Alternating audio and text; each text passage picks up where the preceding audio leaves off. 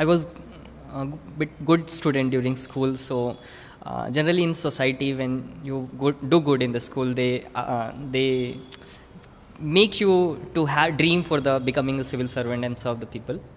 But I genuinely got that interest, why I genuinely want to become a civil servant in my college NIT. There, I involved in some of the social activities. For example, I joined the National Service Scheme.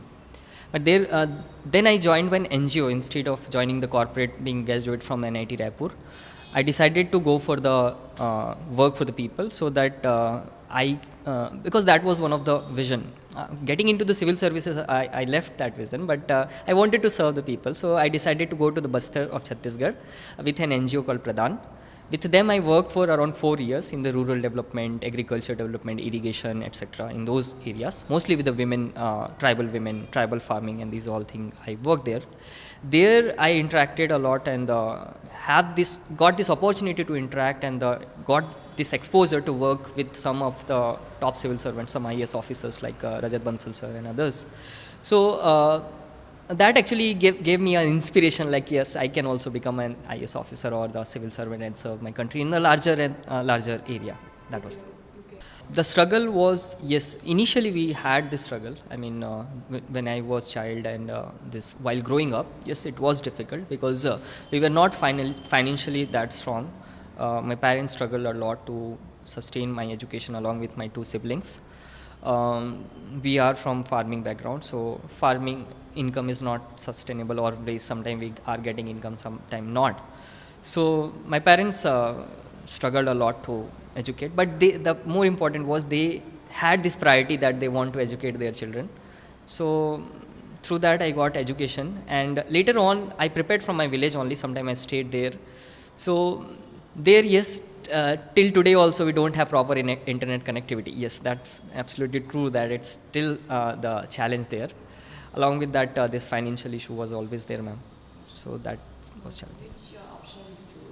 Yes, ma'am. I graduated from metallurgical engineering, but since my father is a farmer and then I worked in the agriculture sector, so I had this internal call, I have some interest in the agriculture sector. I want to do something on this. So while working also, I had a lot of interest in the agriculture sector, and major of my works, my projects were involved in the farm sector and agriculture. So I chose agriculture as my optional to study it and build my career in this sector.